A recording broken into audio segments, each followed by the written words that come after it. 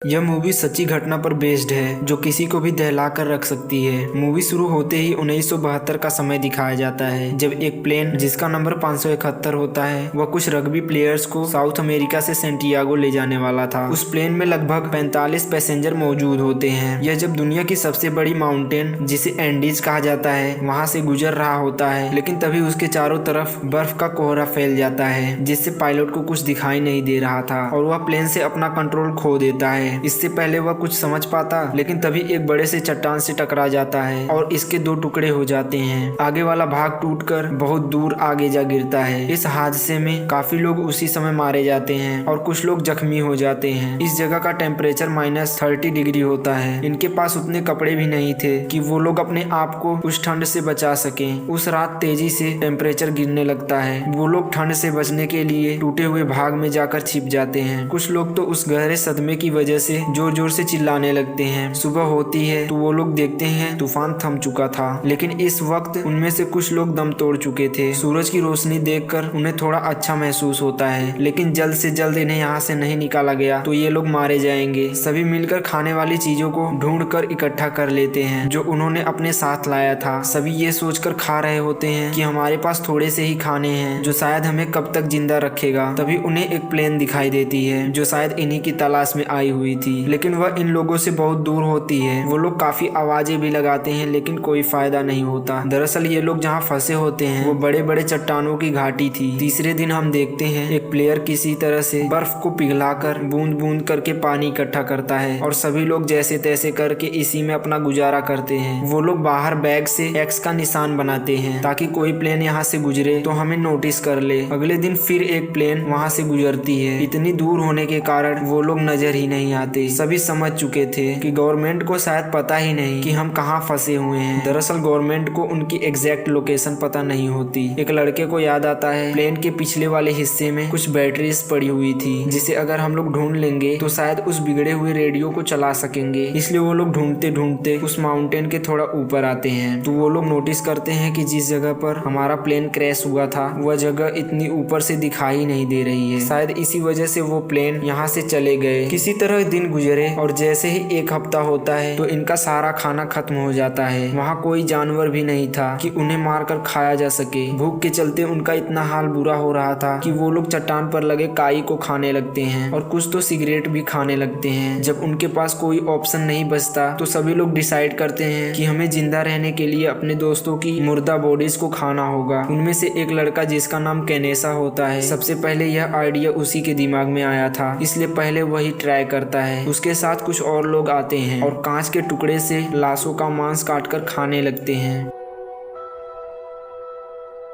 उनमें से 5 लोग ऐसे थे जो उन मुर्दा बॉडीज को खाना नहीं चाहते थे। कुछ समय के बाद उन लोगों को एक बैग में रेडियो मिलता है। उसे जैसे तैसे करके चालू तो कर लेते हैं, लेकिन उसमें भी एक समस्या थी कि बाहर की आवाजें बस सुन सकते थे, लेकिन खुद से कोई अपना मैसेज बाहर नहीं पहुंचा सकते थे। उन सर्वाइवर को पता चलता है क्रैश लैंडिंग के 11 दिन बाद सर्च ऑपरेशन कैंसिल कर दी गई है। यह सब सुनने के बाद वो जो 5 सर्वाइवर थे वह समझ जाते हैं कि हमें बचाने यहाँ कोई नहीं आने वाला, इसलिए वो भी उन मीट्स को खाने लगते हैं अपनी जान बचाने के लिए। उन लोगों का दिल पूरी तरीके से बैठ जाता है। अब हम 3 सर्वाइवर को देखते हैं जो उस प्लेन के टूटे हुए भाग को ढूंढने के लिए आगे बढ़ते हैं। उन्हें एक मलबे के सामने कुछ लाशें मिलती हैं और वो चलते रहते हैं। उन्हें चलते चलते अब रात हो चुकी थी। तीनों सोने का फैसला बनाते हैं, लेकिन उस रात काफी बर्फ के तूफान आते रहे। किसी तरह सुबह होती है। वो लोग पूरी तरह से बर्फ में ढक चुके थे। जिंदा तो थे पर उनकी शरीर जवाब दे रही थी, इसलिए वो लोग वापस लौट आते हैं। सभी प्लेन के अंदर बैठकर बातें करने लगते हैं ताकि उन्हें अच्छा महसूस हो, लेकिन तभी बर्फ का तूफान तेजी से आता है और उनके प्लेन में घुस जाता है और उस टूटे हुए प्लेन के अंदर पूरी तरह से बर्फ से ढक जाता है। एक लड़का जैसे तैसे करके बर्फ को हटाकर बाहर आ जाता है और सभी को निकालने लगता है। सभी निकल जाते हैं, लेकिन एक औरत जो बर्फ के काफी अंदर दबी हुई थी उसे निकाल नहीं पाते। बाहर तो आ चुके थे, लेकिन उन्हें कुछ आवाजें सुनाई देने लगती है और देखते ही देखते एक काफी खतरनाक तूफान अपने चपेटे में ले लेता है। इस बार काफी लोग बर्फ में दबकर मारे जाते हैं। एक लड़का बर्फ को तोड़ने लगता है। उसी समय एक कांच का टुकड़ा उसके पैरों में घुस जाता है, लेकिन वो फिर भी हार नहीं मानता और लगातार कोशिश करता रहता है, जिसके चलते वह एक होल बना लेता है। 20वें दिन के बाद वो लोग बाहर निकलते हैं।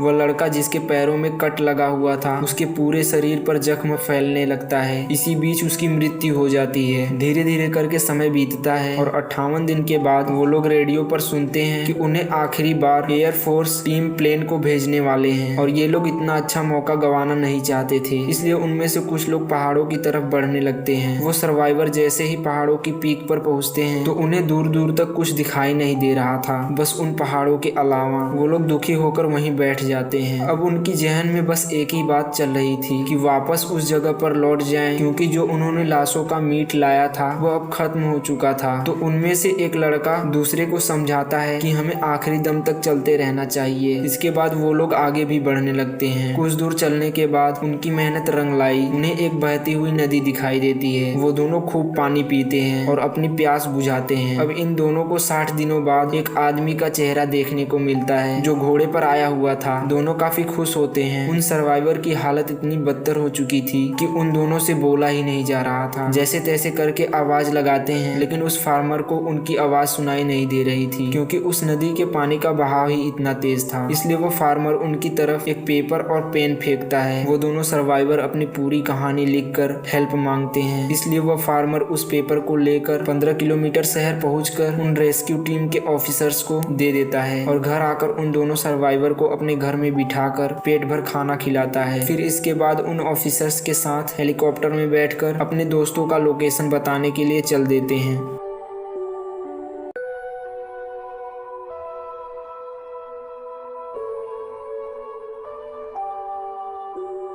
बाकी बचे हुए हेलीकॉप्टर देखते हैं तो उनकी खुशी का ठिकाना नहीं रहता। 45 लोगों में से केवल 16 सर्वाइवर ही बचे हुए थे। उन्हें रेस्क्यू करके उन सभी को शहर लाया जाता है, उनके फैमिली के पास।